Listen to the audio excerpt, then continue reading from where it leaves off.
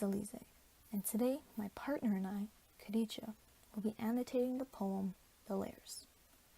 I will be annotating the first half of the poem, and Khadicha will finish off the second half. This poem was written by an American poet named Stanley Kunitz in 1978. So right off the bat, from the title, The Layers, I first think of the layers to the underlying problem of the situation at hand. Let's begin with the poem. I have walked through many lives, some of them my own. So, right away, we can see a metaphor. Here, Stanley talks about how he has experienced life through not only his own, but other people's experiences. And I am not who I was. This line can be seen as an extension of the metaphor above, because it shows that the author is going through challenging times and it has changed him as a person. Though some principle being abides, from which I struggle not to stray, when I look behind, as I am compelled to look behind. Lines 7 and 8 shows a clear assonance because of the word look, which is closer to the end for line 7 and at the end of line 8. Before I can gather strength to proceed on my journey, I see the milestones dwindling towards the horizon and the slow fires trailing from the abandoned campsites. Lines 13 and 14 represents metaphorical imagery. This is shown through the idea that the abandoned campsites is actually the speaker's past mindset transforming into something new, burning due to previous events in his life. I actually really like this line since it reminds me of the mythology behind a phoenix.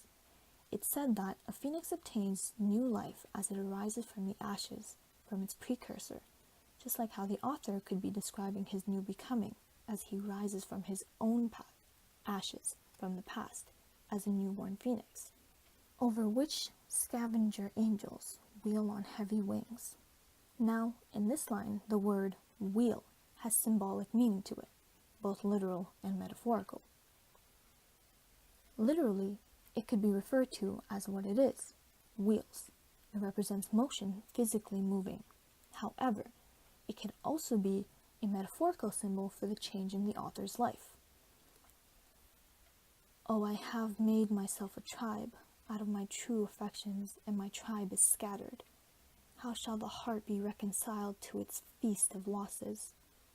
In these next 4 lines, it's obvious that the author has dealt with the loss of the loved one.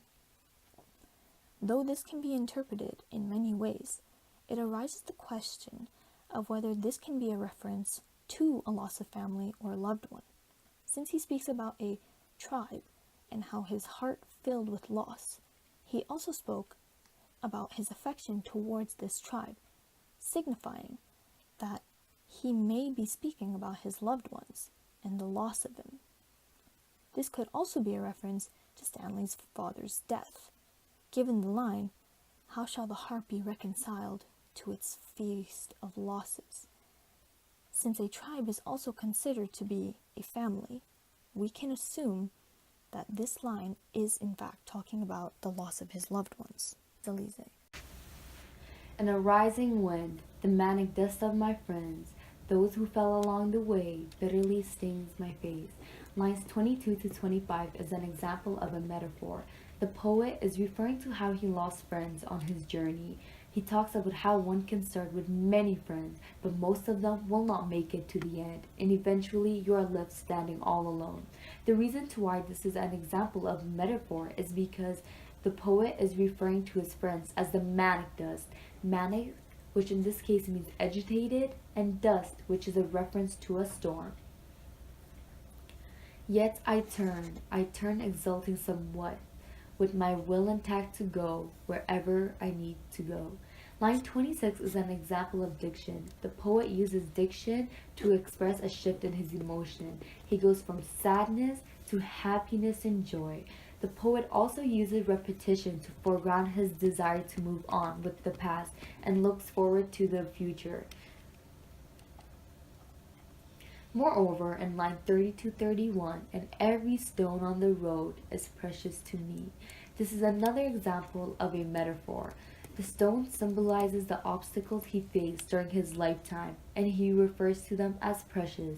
This is ironic because if the stones symbolizes obstacles, and obstacles are a barrier that prevents an individual from progress and success, then how can such a thing be so precious to mankind? Well, it's because Kunitz sees obstacles as a chance to learn something new, and he believes that individuals learn best from obstacles. Thus, the obstacles and adversity that one faces are precious.